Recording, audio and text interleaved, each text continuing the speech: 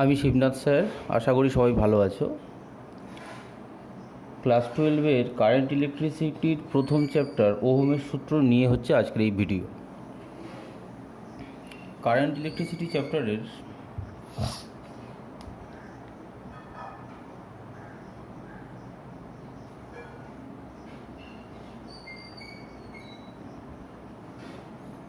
প্রথম চ্যাপ্টার হচ্ছে ওহমের সূত্র। এখানে তিনখানা চ্যাপ্টার আছে।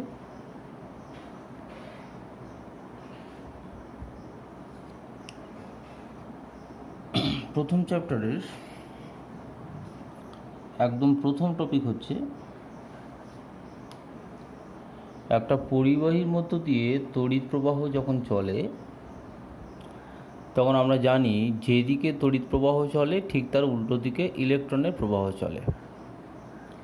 ইলেকট্রন মানে কীরকম ইলেকট্রন? না, যে সমস্ত ইলেকট্রন ওই পদার্থের মধ্যে থাকা যে সমস্ত পরমাণু, সেই পরমাণুর সঙ্গে খুব দৃঢ়ভাবে আবদ্ধ থাকে না, আমরা এইরকম ইলেকট্রনকে বলি মুক্ত ইলেকট্রন। এই মুক্ত ইলেকট্রনের গতি যেদিকে হয় তড়িৎ প্রবাহেও আমরা তার উল্টো দিক থেকে চলে বলে ধরে নিই। তাই ইলেকট্রনের প্রবাহের ক্ষেত্রে ইলেকট্রনের নিশ্চয়ই একটা নির্দিষ্ট গতিবেগ থাকে। কোনো একটা তারের মধ্য দিয়ে তড়িৎ প্রবাহ চলার সময় ইলেকট্রন যে গড় গতিবেগ নিয়ে চলে, আমরা সেই গড় গতিবেগকেই বলবো ইলেকট্রনের ড্রিফট ভেলোসিটি বা বিচলন বেগ। তাহলে আমাদের প্রথম টপিক হচ্ছে ইলেকট্রনের এই বিচলন বেগ।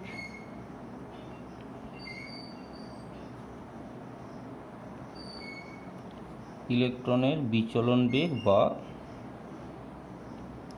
Drift velocity.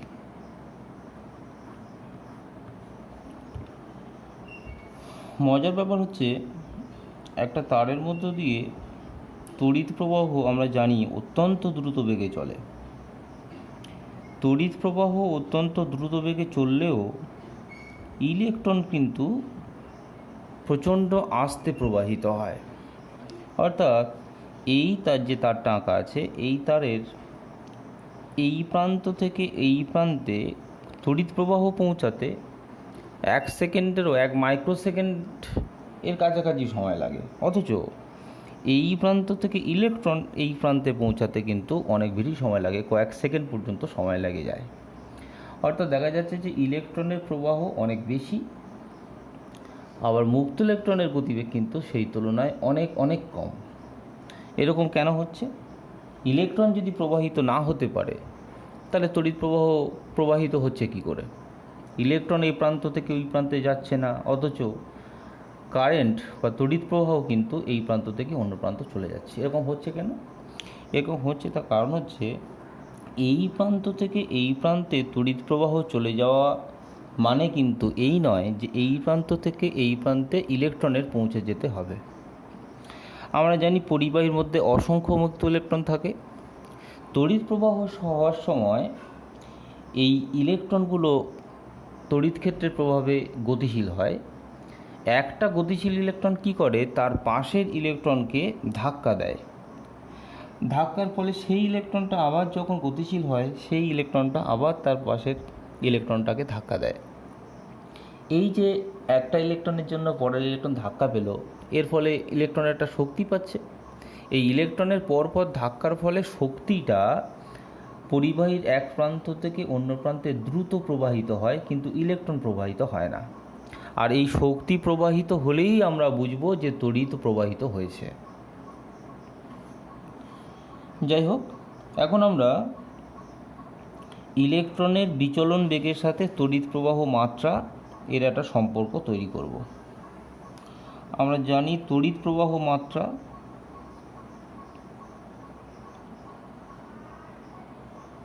বা কারেন্ট I = Q/T, যেখানে Q হচ্ছে T সেকেন্ডে প্রবাহিত আধান।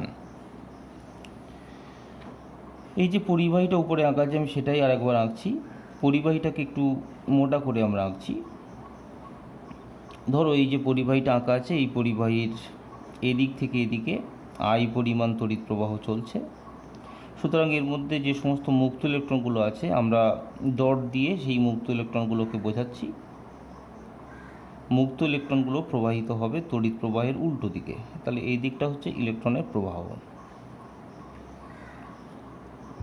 এখন আমরা এই পরিবাহীর মধ্যে দুটো প্রস্থচ্ছেদ আঁকলাম। ধরো প্রস্থচ্ছেদ দুটোর অবস্থান একটা পি বিন্দুতে আর একটা কিউ বিন্দুতে, এবং পি থেকে কিউ পর্যন্ত দূরত্বটা আমরা ধরে নিলাম ইলেকট্রনের বিচলন বেগের সাথে সমান, অর্থাৎ P Q equal to drift velocity ভিডি।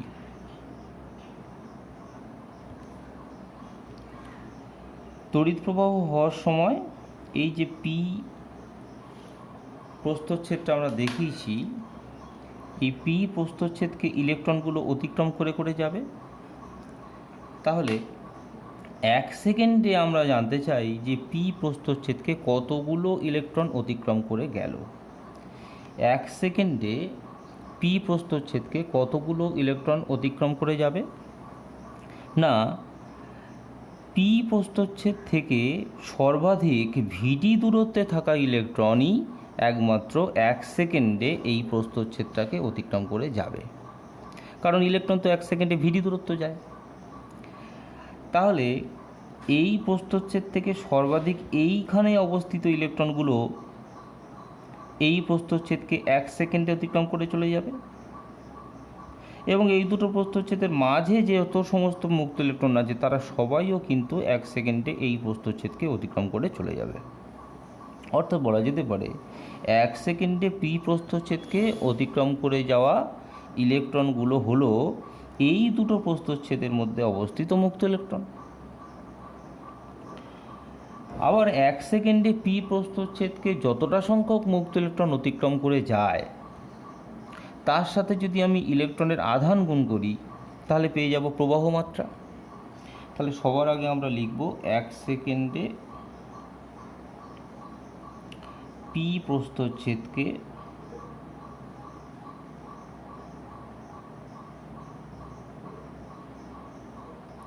অতিক্রম করে যাওয়া ইলেকট্রন মানেই হলো পি ও কিউ প্রস্থচ্ছেদের মধ্যে অবস্থিত ইলেকট্রন। আবার পি ও কিউ প্রস্থচ্ছেদের মধ্যে অবস্থিত ইলেকট্রন মানে হচ্ছে ইলেকট্রন ঘনত্ব ইন্টু পি এবং পি কিউ এই দুটো প্রস্থচ্ছেদের মধ্যবর্তী আয়তন। যে কোনো পরিবাহীর ইলেকট্রন ঘনত্ব নির্দিষ্ট। আমরা ধরে নিচ্ছি এই পরিবাহীর মুক্ত ইলেকট্রন ঘনত্ব হচ্ছে n, আর পি প্রস্থচ্ছেদ এবং কিউ প্রস্থচ্ছেদের মধ্যবর্তী আয়তনটা হলো প্রস্থচ্ছেদের ক্ষেত্রফল বা radius area of cross section into এখান থেকে এই পর্যন্ত দূরত্বটা আমরা ভিডি ধরে নিয়েছিলাম। তাহলে আমরা পেয়ে গেলাম 1 সেকেন্ডে পি প্রস্থচ্ছেদকে অতিক্রম করে যাওয়া ইলেকট্রনের সংখ্যা। এইটা যদি 1 সেকেন্ডে পি প্রস্থচ্ছেদকে অতিক্রম করে যাওয়া ইলেকট্রনের সংখ্যা হয় তাহলে 1 সেকেন্ডে প্রবাহিত আধান আমরা খুব সহজে পেয়ে যাব। তাহলে 1 সেকেন্ডে প্রবাহিত আধান কিউ ইকুয়াল টু হবে ইলেকট্রনের সংখ্যা ইন্টু ইলেকট্রনের আধান। ইলেকট্রনের সংখ্যা ইকুয়াল টু এন এ ভিডি, ইলেকট্রনের চার্জ ই। আবার 1 সেকেন্ডে প্রবাহিত আধানকেই তো আমরা বলি প্রবাহ মাত্রা। সুতরাং প্রবাহ মাত্রা ইকুয়াল টু চলে আসছে I equal to N A VD E. তাহলে এটাই হলো প্রবাহ মাত্রা এবং ইলেকট্রনের ড্রিফট ভেলোসিটির সম্পর্ক। এইটা হলো প্রবাহ মাত্রা এবং ইলেকট্রনের ড্রিফট ভেলোসিটির সম্পর্ক। দেখা যাচ্ছে drift velocity VD equal to I divided by N A E. এই ফর্মুলা থেকে দেখা যাচ্ছে যে ড্রিফট ভেলোসিটির মান বেশি হবে প্রবাহ মাত্রার মান যত বেশি হবে। তাহলে 1 নম্বরে ভিডি ইজ প্রপোর্শনাল টু আই, কারেন্টের মান যত বেশি হবে ড্রিফট ভেলোসিটি বা ইলেকট্রনের গতিবেগের মান তত বেশি হবে। 2 নম্বর ভিডি ইজ প্রপোর্শনাল টু 1/a, অর্থাৎ পরিবাহীর প্রস্থচ্ছেদের ক্ষেত্রফল যত কম হবে ড্রিফট ভেলোসিটি তত বেশি হবে। অন্য যে দুটো রাশি আছে তারা একটা ইলেকট্রনের চার্জ তো একদম কনস্ট্যান্ট, আর এন হচ্ছে ইলেকট্রনের ঘনত্ব। ইলেকট্রনের ঘনত্ব কোনো পরিবাহীর ক্ষেত্রে নির্দিষ্ট। এই ইকুয়েশানে ইলেকট্রনের ঘনত্বের মান একটা পরিবাহীর ক্ষেত্রে ইলেকট্রন ডেনসিটি এন এর মান এত বেশি হয় যে ড্রিফট ভেলোসিটির মান কিন্তু খুব কম পাওয়া যায়। মোটামুটি একটা পরিবাহীতে ইলেকট্রনের ড্রিফট ভেলোসিটির মানটা কয়েক মিলিমিটার পার সেকেন্ড অর্ডারে থাকে, কয়েক মিলিমিটার পার সেকেন্ড অর্ডারে থাকে হচ্ছে ড্রিফট ভেলোসিটির মান।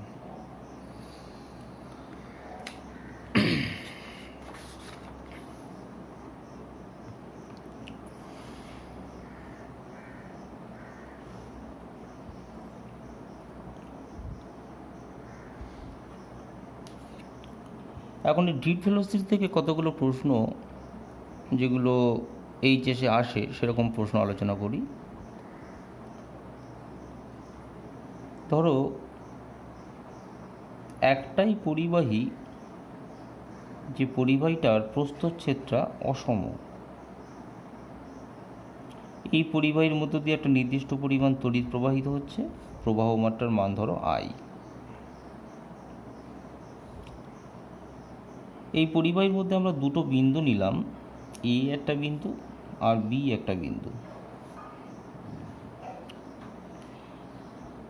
এ বিন্দুতে প্রস্থচ্ছেদের ক্ষেত্রফল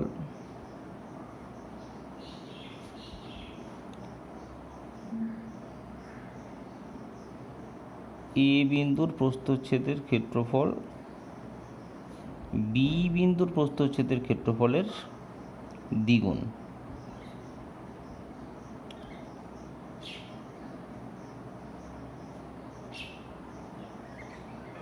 তাহলে এ বিন্দুতে এবং বি বিন্দুতে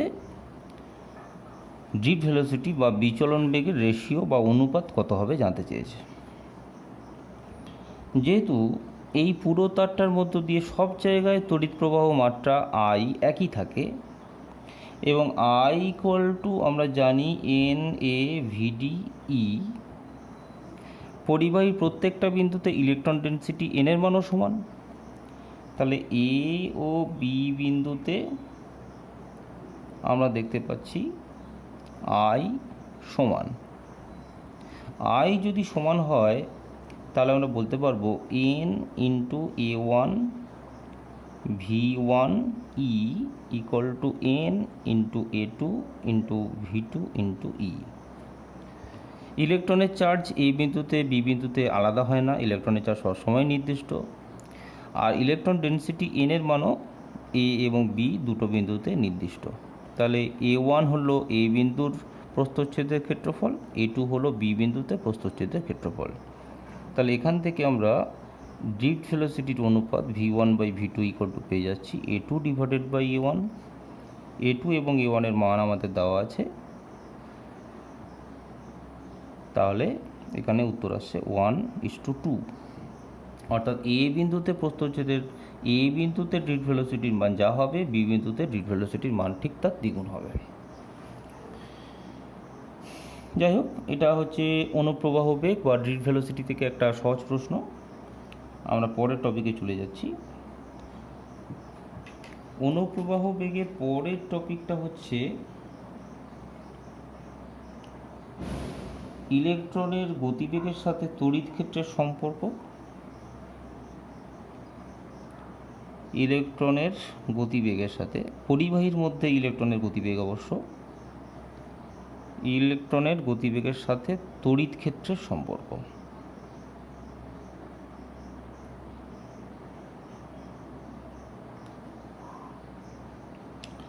একটা পরিবাহীর মধ্য দিয়ে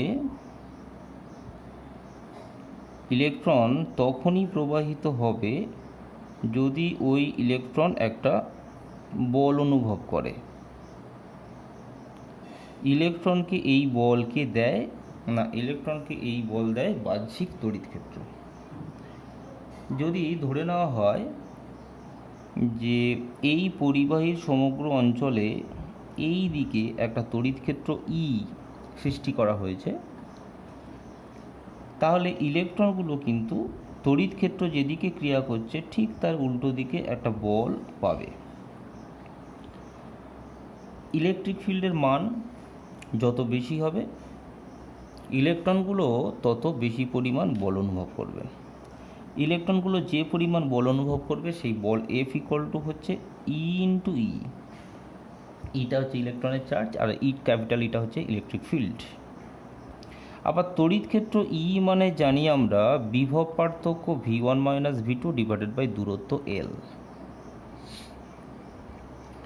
তাহলে এই পরিবারে এই প্রান্তের বিভব বা ভোল্টেজ আমরা ধরে নিলাম V1, আর এই প্রান্তের বিভব বা ভোল্টেজ ইকুয়াল টু আমরা ধরে নিলাম V2, আর এখান থেকে এই পর্যন্ত ডিস্টেন্স হচ্ছে L। তাহলে electric field equal to V1 minus V2 divided by L।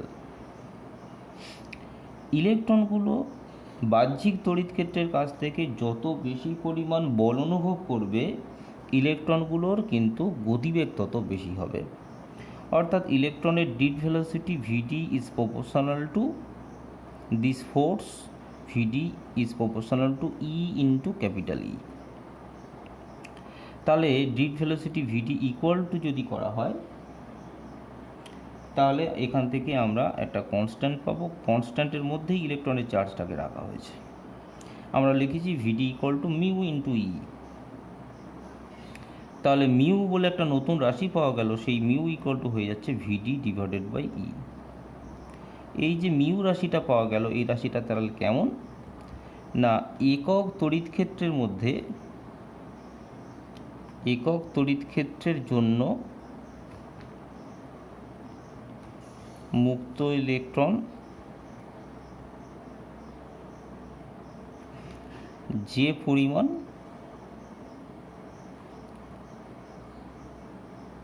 বিচলন বেগ লাভ করে,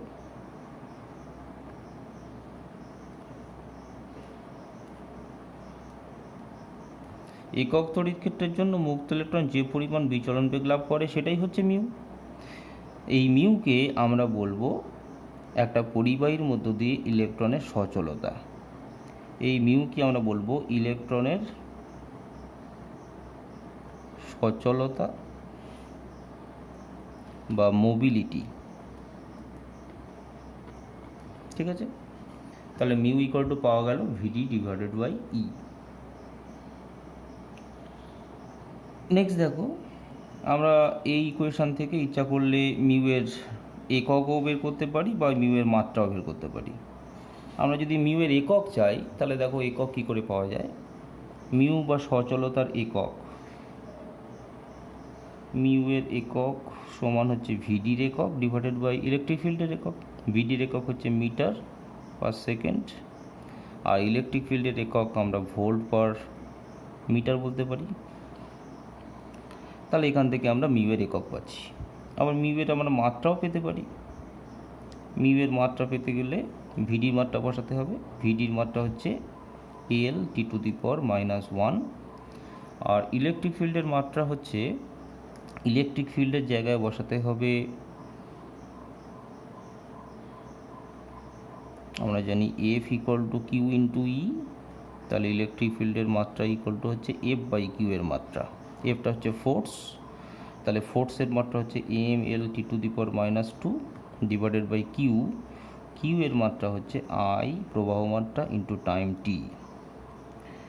আলটিমেটলি আমরা ডাইমেনশনটা পাচ্ছি M to the power -1 T square I.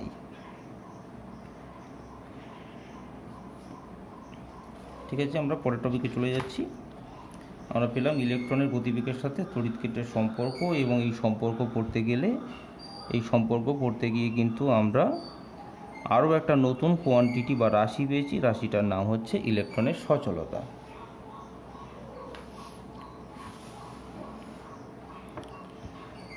আমাদের পরবর্তী টপিকের নাম আমি বলছি না, একটু আগে আমরা যে দুটো ইকুয়েশন পেয়েছি সেই দুটো ইকুয়েশন নিয়ে একটু আলোচনা করব।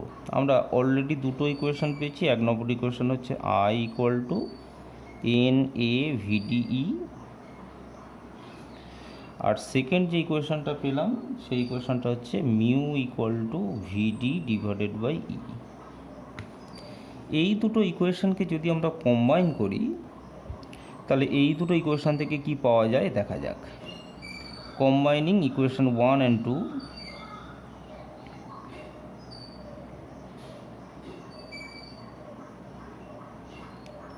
আমরা পাচ্ছি I ইকুয়াল টু NA, আর ভিডির জায়গা বসাচ্ছি মিউ ইন্টু E, ইলেকট্রনের চার্জের জায়গায় ইলেকট্রনের charge. Next I equal to I থাকলো, N এর জায়গায় N থাকলো, A mu. E equal to হচ্ছে পোটেনশিয়াল ডিফারেন্স বা বিভব পার্থক্য V ডিভাইডেড বাই দূরত্ব L ইন্টু E। তাহলে এই ইকুয়েশন থেকে আমরা পাচ্ছি V equal to L divided by N A mu E into I। তাহলে দেখো এই যে ইকুয়েশনটা আমরা পেলাম, এই ইকুয়েশন থেকে এখানে কারা কারা ভ্যারিয়েবল এবং কারা কারা কনস্ট্যান্ট তোমরা লক্ষ্য করো। V এবং I এরা অবশ্যই ভ্যারিয়েবল। N একটা নির্দিষ্ট পরিবাহীর ক্ষেত্রে ধ্রুবক, এনটা হচ্ছে ইলেকট্রন ডেনসিটি। A পরিবাহীর প্রস্থচ্ছেদের ক্ষেত্রফল, কোনো একটা নির্দিষ্ট পরিবাহীর ক্ষেত্রে প্রস্থচ্ছেদের ক্ষেত্রফল A কনস্ট্যান্ট। আবার সেই পরিবাহীর দৈর্ঘ্য L কনস্ট্যান্ট।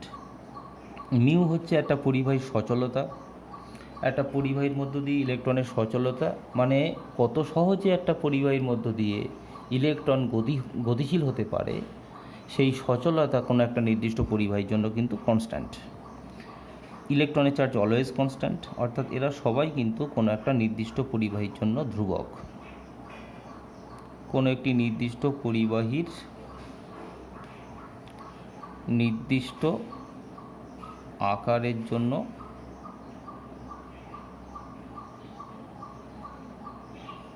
ধ্রুবক। এই পুরো রাশিটা যদি ধ্রুবক হয়ে যায় তাহলে আমরা এখান থেকে বলতে পারি V is proportional two I। অর্থাৎ দেখা যাচ্ছে যে পরিবাহীর দুই প্রান্তে আমরা যে বিভব পার্থক্য সৃষ্টি করেছি, সেই বিভব পার্থক্য ওই পরিবাহীর মধ্য দিয়ে তড়িৎ প্রবাহ মাত্রার সাথে সমানুপাতিক। তাহলে তোমরা মনে করতে পারছো এই বিভব পার্থক্য আর প্রবাহ মাত্রার মধ্যে যে সম্পর্কটা আমরা পেলাম এটাকে কি বলা হয়? তোমরা পূর্ববর্তী ক্লাসে পড়েছো যে বিভব পার্থক্য এবং প্রবাহ মাত্রা, এই সম্পর্কটিকে আমরা বলি ওহমের সূত্র। সুতরাং আমরা বিচলন বেগের কনসেপ্ট থেকে ওহমের সূত্রের প্রমাণ আমরা পেলাম। বিভব পার্থক্য এবং প্রবাহ মাত্রা এই দুটো রাশি পরস্পরের সাথে সমানুপাতিক।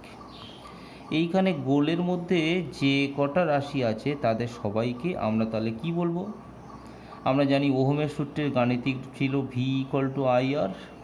তাহলে এই ইকুয়েশন এবং এই ইকুয়েশন যদি তুলনা করা হয় তাহলে আমরা পাবো V equal to IR, where R equal to হলো L divided by NA mu E। আরটাকে কি বলে সবাই জানো তোমরা, আরকে বলা হয় পরিবাহীর রোধ, পরিবাহীর রোধ বা রেজিস্ট্যান্স। আবার তোমরা এও জানো যে একটা পরিবাহীর রোধ equal to rho L by A। পরিবাহীর রোধ যদি রো L বাই A হয়, সেই রো ইকুয়াল টু কি না, রোটাকে বলা হয় রোধাঙ্ক বা রেজিস্টিভিটি। এলটা পরিবাহী দৈর্ঘ্য, এটা হচ্ছে প্রস্থচ্ছেদের ক্ষেত্রফল। তাহলে এই ইকুয়েশন থেকে দেখো আমরা কি মিল পাচ্ছি, rho L by A equal to পাচ্ছি L by NA mu E। তাহলে রোধাঙ্ক রো ইকুয়াল টু হয়ে গেল 1 বাই N মিউ E। তাহলে রোধাঙ্কের আমি একটা সমীকরণ পেলাম। কোনো পরিবাহীর রোধাঙ্ক তাহলে তিনটে বিষয়ের ওপর নির্ভর করে, যার মধ্যে E তো ধ্রুবক, E তো ইলেকট্রনের চার্জ।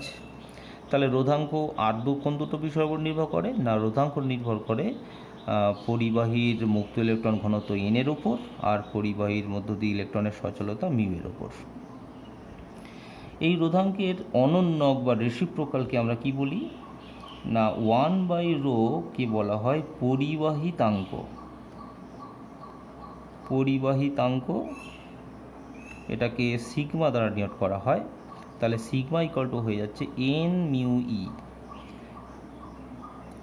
সুতরাং কোনো একটা পরিবাহীর পরিবাহিতাঙ্ক এই যে তিনটে বিষয় রয়েছে এই তিনটে বিষয়ের সমানুপাতিক। এই তিনটে বিষয়ের মান যত বেশি হবে তত ওই পরিবাহীর পরিবাহিতাঙ্ক বেশি হবে, আর পরিবাহিতাঙ্ক বেশি হওয়া মানেই কিন্তু ওই পরিবাহীর মধ্য দিয়ে আমরা অনেক বেশি তড়িৎ প্রবাহ পাব। আশা করি তোমরা ব্যাপারগুলো ভালো করে বুঝতে পেরেছো। আমাদের এই দুটো টপিক এই পর্যন্তই শেষ। সবাইকে ধন্যবাদ জানাই।